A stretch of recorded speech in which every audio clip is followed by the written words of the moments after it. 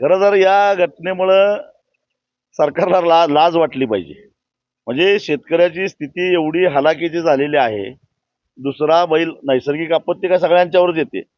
परंतु दुसरा बैल घेण्याची त्याची ऐपत नाही. परंतु शेतकऱ्याचं कसं आहे, आमच्या एक परंपराच आमची आहे. आम्ही मडं झाकून ठेवतो पण घात साधतो. त्या पद्धतीनं आज पेरणी करायची आहे, घात साधायची आहे आणि त्यामुळं पेरायचं तर आहे, बैल तरी नाही.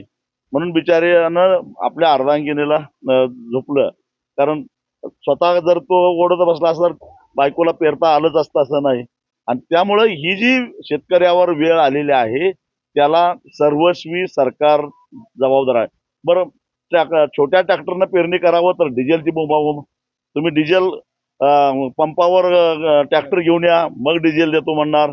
आता तुम्हाला तुमच्या माहितीसाठी सांगतो, ट्रॅक्टरचा अवरेज आहे एका लिटरला 5 किलोमीटर आणि शेतकरी राहतो एका पंपापासून जवळजवळ 10-12 किलोमीटर. म्हणजे त्याला जायला आणि यायला 5-10 लिटर डिझेल खर्च होणार आणि हे 10 लिटरच्या वर डिझेल देणार नाहीत.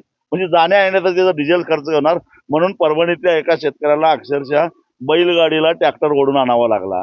याच्यापेक्षा काय लाज वाटली पाहिजे. कृषीप्रधान महाराष्ट्र आपला. बघू, थांबा थांबा थांबा भाऊजी, थांबा थांबा थांबा. का करा कस काय हे कवा कालच्या तुमचं नाव काय? बरं बरं हे कवा पडलेच काल? बरोबर. मग आता एक बैल नाही का? आता तुम्ही दोघ जण मग तुम्ही दोघ जण वडला हो. बरोबर. तुमचं पूर्ण नाव काय? गाव तालुका देवणी. बरं बरं बरं. मग आता तुम्ही काय करता? काम धंदा हीच का? पोरं. बरं. मग आता एक बैल गेल्यामुळं तुम्ही चुकून हाणला का? त्या बैलाची काही भेटे का मला तुम्हाला वीज पडलेल्या? कोणी आले ते का बघायला?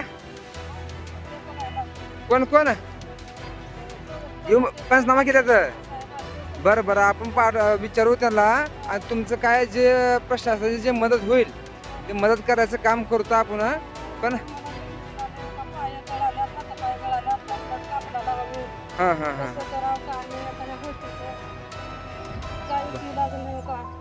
बरं बरं बरं बरं बरं. त्याचा मार्ग कसं